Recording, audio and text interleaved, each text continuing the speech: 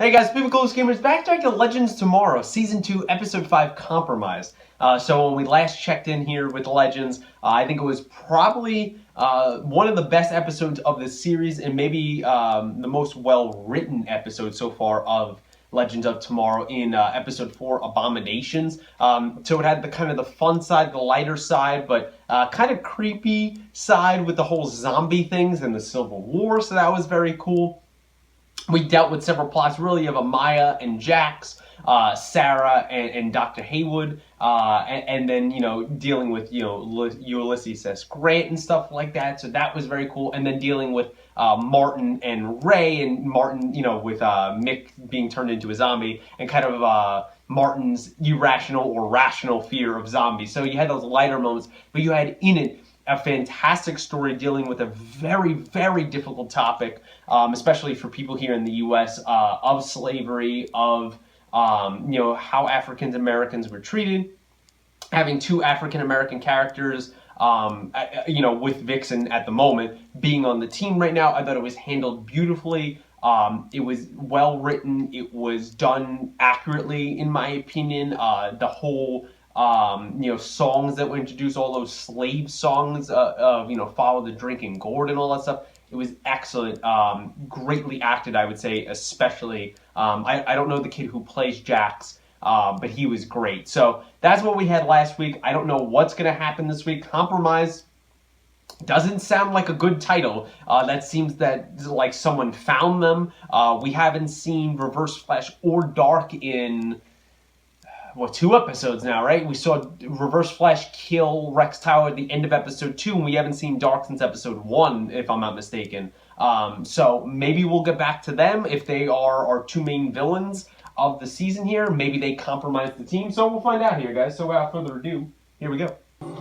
Miami, 1987. This is very Grand Theft Auto Vice City. A little Scarface going on right now. Is that what Dark is doing? Oh, that's so Tony Montana. How's Dark gonna get? He's not even scared by the bullets right now. He doesn't even care. That's true, because he does have his partner to back him up. Damn, Eobard. That was awesome. Alright, that speaks right to Dark's nature there. He had that plan of the whole arc all the way in the 80s, and now Reverse Flash is telling him, yeah, it doesn't work out, so abandon that. Did you really just use Doc Brown on me? Time Jackers. That's all we on. Basically, and I can understand Jax being affected after what he saw last episode, that he would want to change things like that, because they were wrong. What are you doing? He's trying to impersonate him. This is ridiculous. Yeah, think about your dead wife. He doesn't necessarily have to tap into those things to use the weapon, he just needs to get more familiar with it. They didn't encourage his members to fraternize. But she did with Rex Tyler. Your team should consider. That's what I think. I think she was with Rex Tyler. Alright, well, here's an epicenter. Probably has to do with Dark. Current membership. See if they have any intel. Also, we could see the members that were in the JSA in the 80s. But you shouldn't That's go cool. alone. Reach out to the JSA. The rest of us bring them to the most secure residence in the country. Yeah, that's easy. How exactly do we do that? I don't know, Sarah. What's the plan? Join the tour. That's a classic thing, and then you kind of go off when no one's paying attention. Now men and women are considered equals. Nope. Not really, but it's good that you have optimism. Yeah, so they're not there anymore. So either they moved or they're dead. One or the other. We don't know what happened to them. Alright, well, someone is watching them. Whether that's someone that is still left from 1942, it's a villain, or it's someone completely different, we are yet to find out, but understandable in 45 years that they might not exist there anymore. And I think there is more to Amaya and Rex's relationship than she's letting on. And maybe the JSA kind of just faded out over time, and then later on it's kind of the Justice League is what started. That's what I'm assuming probably happens. We don't follow rules, remember? You're a badass now, Ray. You're trying to be like Snart. Oh my god, this is ridiculous. We're eating Reagan's jelly beans in the White House. Sarah? Keep a lid on it, Sarah. Well, that went out the window. God damn it. I can't blame her, though. Oh, we have so much Cold War history. Yeah, a lot of Cold War history, Amaya, that you've missed. Alright, that looks like one of the guys we left in 42. Oh, cool. She's got an eagle power going on for the eyes. That's very cool.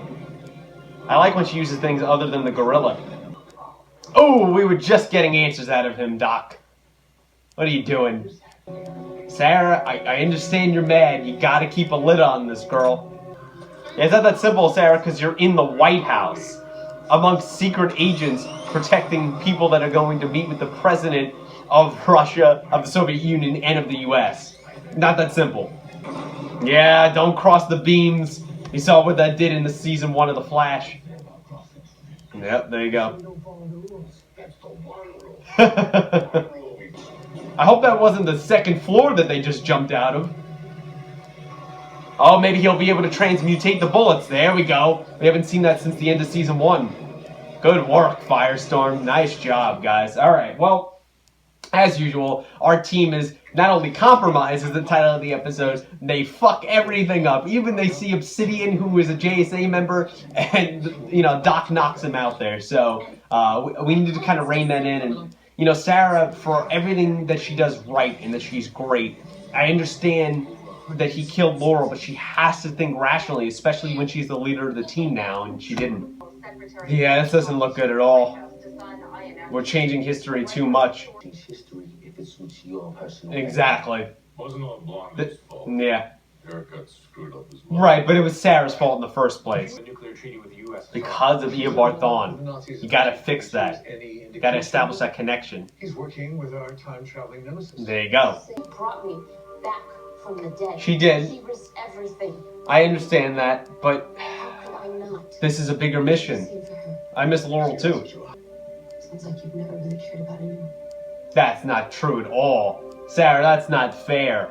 You're supposed to be the one that's unbiased. Come on. I hope I didn't yell. Why not? Leave it be, Nathaniel. What'd he do? Why couldn't he be trusted? What's his backstory? What's Todd's backstory? Yeah, that's rough that she left the team, but she was trying to find Rex's killer. It was Noble. Alright, that's more rational thinking, Sarah. And, you know, we send the whole team in here. They can handle it, hopefully. Dead best friend? Yeah, not a good idea. It's bringing up Feelings that Mick hates feelings. Stop.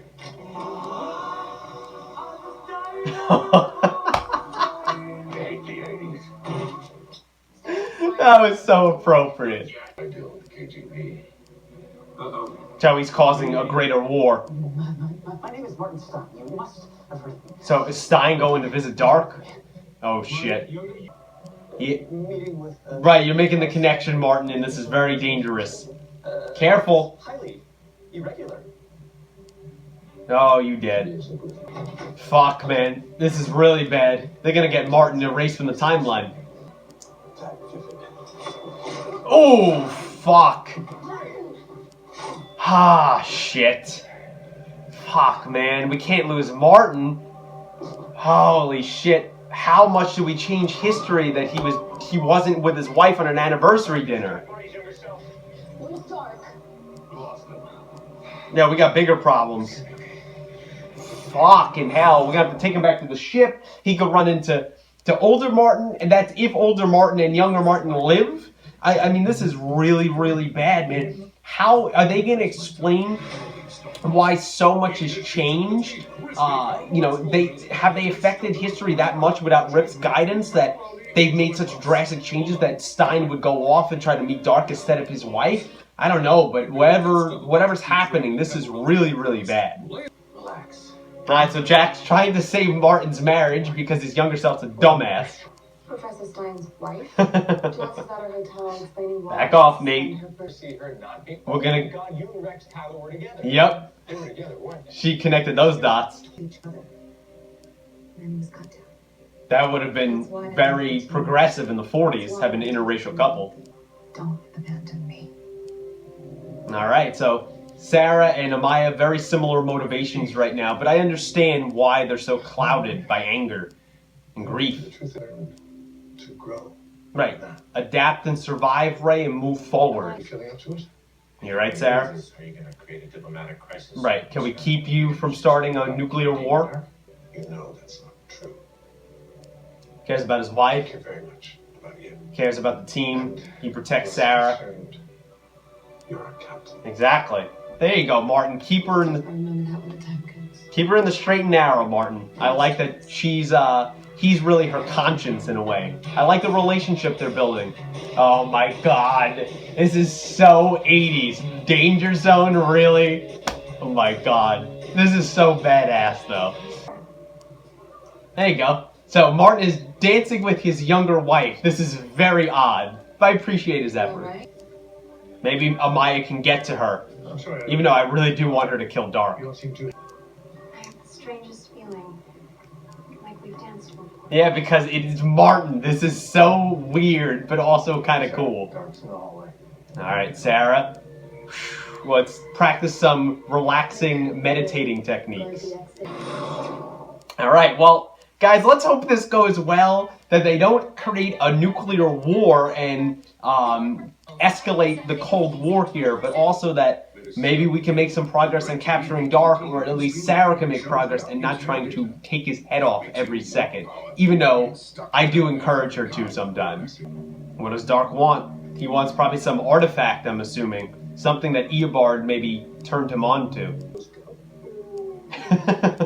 I miss Neil McDonough. Alright, well, so he has hive people even back then. He's been building this for a long, long time, but now we kind of have 3 different groups of people fighting each other.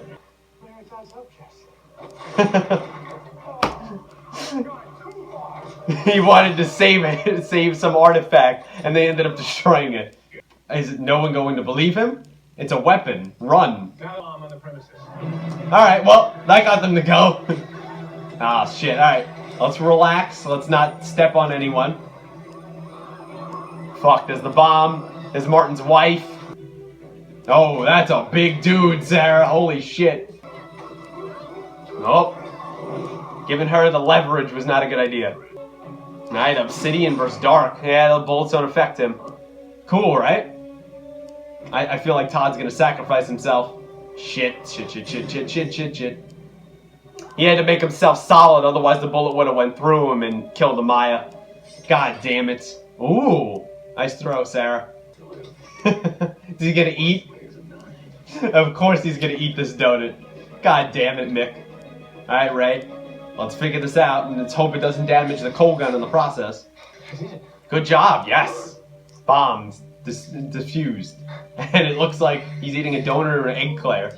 And then you die. Damn, she's affecting him. Defeated. Good job, Sarah. That was good. Shit, I knew Eobard was gonna get him out of there. God damn it. He took him. Do you recognize who that was? He against us. He's a speedster. It's a speedster, exactly. No. Faster. So the speed. Contact Barry. Whatever. I swiped it off Dark. Good job, Sarah. There we go. What is it? Do we hug? Like I just. Oh, yeah, she's, I don't know, she doesn't like physical contact like that. Good job. Took a bullet for me. Now let's save Obsidian. The JSA. Exactly. Good old friend.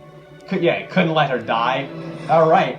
So even though I wanted her to shoot Dark in the face so bad, I understand it, of that she's trying to be what Amaya said, of trying to be a better person and not kill unless you have to. However, in these circumstances, I think you can argue that it was pretty stupid not to kill Dark, because as we've seen in season 5 of Arrow, not killing Dark, Oliver said, hey, if I killed Dark, then everything probably wouldn't have happened, so I think that could have massive consequences. But as a fan of Dark and wanting to see more of the season, I am glad she didn't kill him. I'll make sure she knows I love her. Alright, can we get him on the straight and narrow? That would be nice. Go out there and be a good husband and continue your work. You can do both. Get your shit together, young Martin. And he's waiting for me at home. Oh, he's gay. That's cool. Embrace it. I think that's hint she's gonna find love on the ship. Maybe Nate. Well, it was good to have your help, Todd. Hopefully we'll see more of the JSA in the future, or the past, or wherever the hell we are. What kind of man your grandfather was. I didn't picture him as a singer, but that's cool. He's got the damn fucking whatever this thing, circle thing is at the end of season 1 of The Flash. Ah, damn it. Now they fully teamed up. This is really bad. Alright, well, Evard and Dark up to terrible, horrible things as usual. We'll see what happens going forward. Alright guys, so that was my reaction there to Legends of Tomorrow, Season 2, Episode 5, Compromise. This was a good episode. I really enjoyed it. I think there was a lot of things that pushed the story forward. I do have some concerns in the sense of, I understand in the writing sense of keeping certain characters like Dark alive. However, in the logical sense, maybe it's a little bit of a stretch, but I can forgive it, and I will talk about that. I would say there's 4 main points of the episode. I'm going to devote a main point to first Sarah and Amaya. I think it's important to discuss the situations that are very similar with them that are going on. I think the second main point here, but very brief, is Obsidian returns. I think that was very cool. I would say Ray's crisis in, basically finding out what the hell is going on with him and trying to find out who he is without the suit and now with the cold gun and stuff like that. And I would say the fourth main point in the episode is this official team up here between Dark and Thawne. And what are they going to do next? So starting with the first main point, Amaya and Sarah, like I said, have very similar stories. Sarah obviously was very, very close with her sister, even though they've had falling outs and they both died now, at least once, which is crazy to say. And Amaya, I figured, was with Rex in another way than not just a teammate, that she was a lover of him or a girlfriend of him or something else.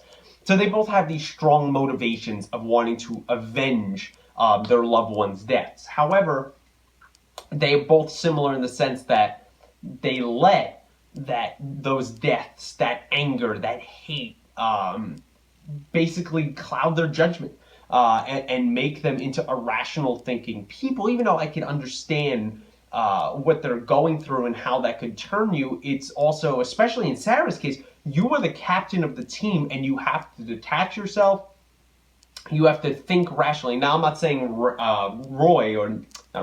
Arthur Duvall's character, Rip, I'm not saying that he was never selfish, that he never did, things to save his family. I mean, the whole legend started because he was supposed to save his family, so he's lied, but he's also made sacrifices before, especially at the end of the season. He was still alive as well as the rest of the legends, and his family is still dead, but they saved the world, and they at least stopped the timeline from Savage's evil reign, so he did make a sacrifice there, so I understand their motivations. I like the kind of the dynamic the two have, but I like the dynamic that Martin and Sarah are building, kind of how he's acting as her conscience. I really enjoyed that.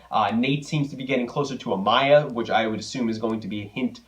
Hint, Obsidian was hinting at a relationship that they could develop going forward, and maybe Amaya is starting to realize that. She's telling him more about his grandfather. I thought that was very sweet and a very cool scene. I did not expect him to be the singer and the guy that brought the team together, so I think that was a really cool thing, a little tidbit that they dropped in there. And I also understood the argument that Jax in this episode here kind of had with Sarah of like, oh, it's okay to change the timeline, kind of like they said with Rip last season. It's okay to change it when it's convenient for you, when it's personal to you, but not with everything else. And I think after what Jack saw last episode, where that really affected him with the whole slavery and stuff like that, he wants to change history in the sense of, if I see these horrible things, I shouldn't, just want to clean up the little aberrations. I should want to change these drastic things to make them better. But I do agree with Martin and in the case Sarah of the sense that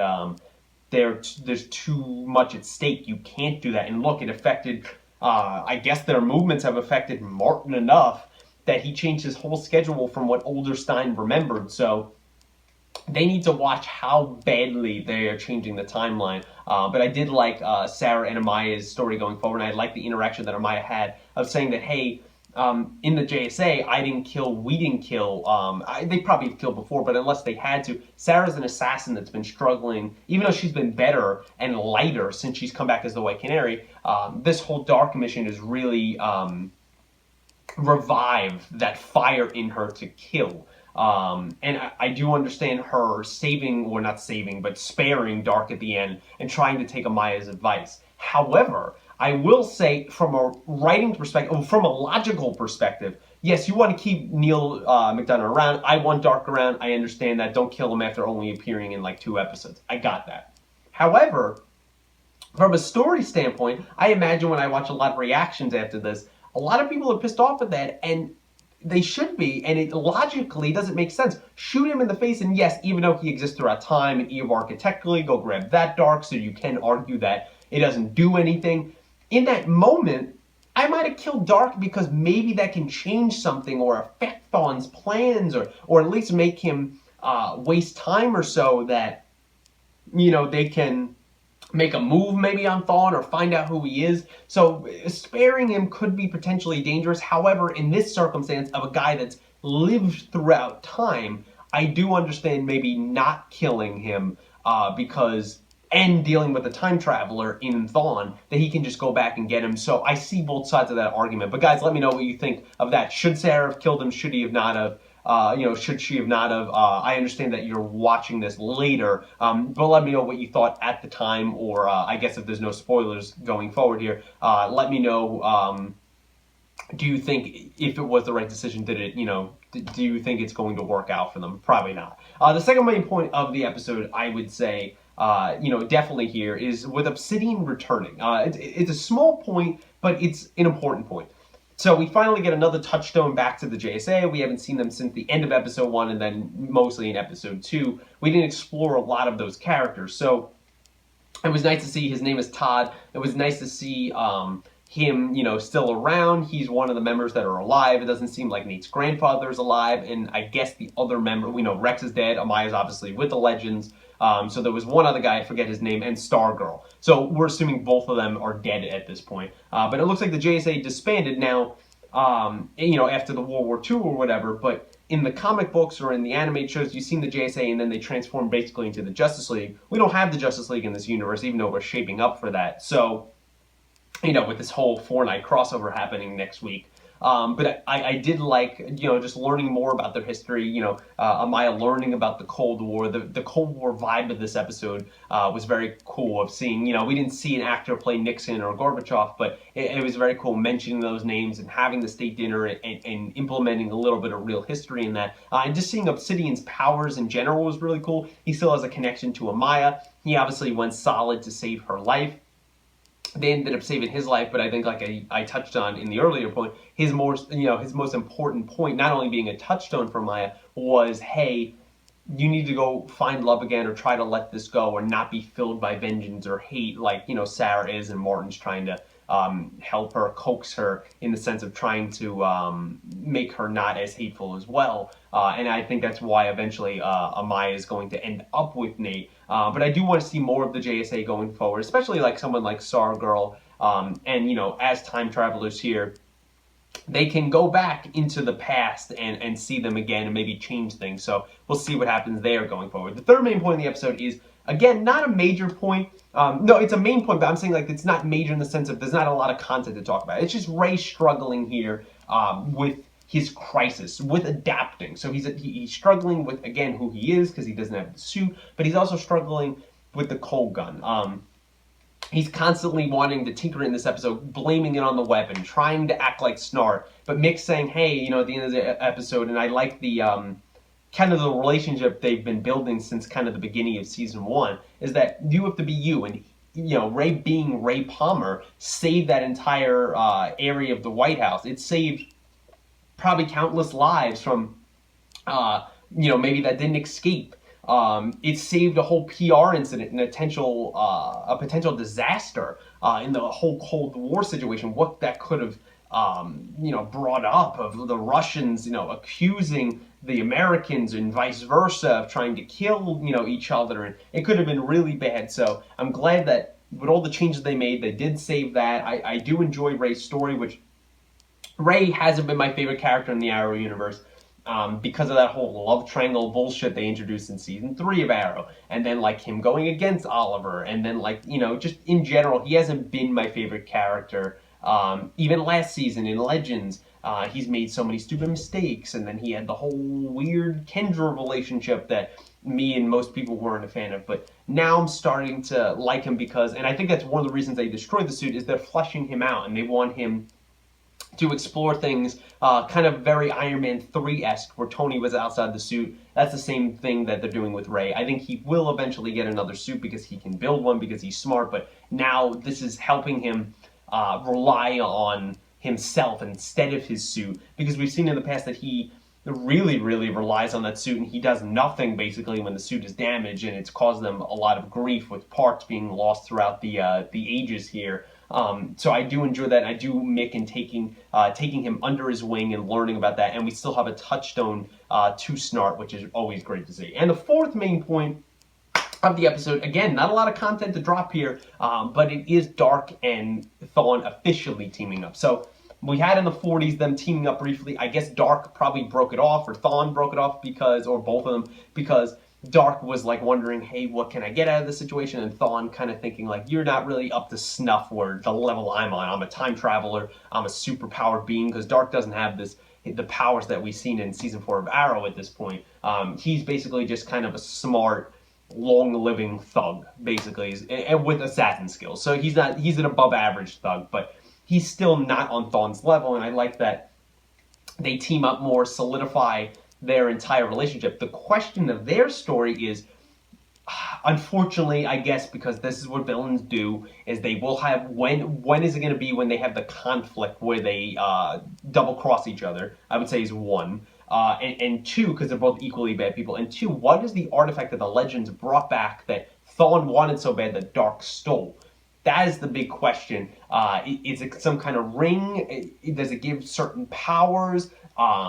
What does it do? Why are they collecting all of these artifacts? Now, like, what is Thawne's ultimate goal? Like, we've seen Darhk collect all these artifacts. He said it was a hobby, but there's obviously something behind it. Is it just have to do with his arc that he was building? But then we've seen Thawne collect these artifacts, in episode 2 with that whole Nazi officer. So what are they doing with these things? What are they trying to building? What are they building at? Obviously, they're trying to claim power in some way, but knowing Thawne, he has something probably on a very grand scale, and I think Darhk's going to be on board, and hopefully, since these have been two of my favorite villains here in the CW universe, hopefully they won't turn on each other, and we can get a great story going forward with them. And I guess the other little main point I would say in this episode here, since I touched on the whole Sarah and Martin relationship, I touched on Nate and Amaya, I touched on Jack struggling with changing the timeline after what he saw last episode. I guess the other little thing is Martin meeting his younger self again and trying to tell him, like, Clarissa is the person that you need to focus on. You need to stop focusing so much on your work. You need to appreciate her more. We see that his younger self did remember the whole time travel thing. It didn't affect him too much, and, Stein, obviously being a smart person, both in his younger and his older self, the older self telling him, listen, you got to just keep moving forward. And I like how he stuck to it. His guns, he didn't show him any technology. He just, they showed them, the younger Stein too much already. Just shoved him out of the plane and said, treat her better. And I like that. It seemed like he was coming around and, older Stein is trying to make younger Stein into a better man, because every time he sees himself, he's so disgusted of how he was. And I think one thing that maybe time travel, for all the bad things it causes, it does help these characters who are now seeing their younger or older self sometimes become better people, better men and women. And I think that's very good going forward. So overall, guys, that's kind of my thoughts here on Legends Tomorrow, Season 2, Episode 5, Compromise. Let me know what you thought of the episode at the time that you watch it, since this is going up late, in the comments below. Did you like the episode? Did you not like the episode? Any Easter eggs I missed? What did you think of Obsidian coming back, kind of Nate and Amaya being pushed forward, Amaya's story in general, and kind of her similarities to Sarah and their conversations? What did you think about that? What did you think about Sarah not killing Darhk? Smart, stupid?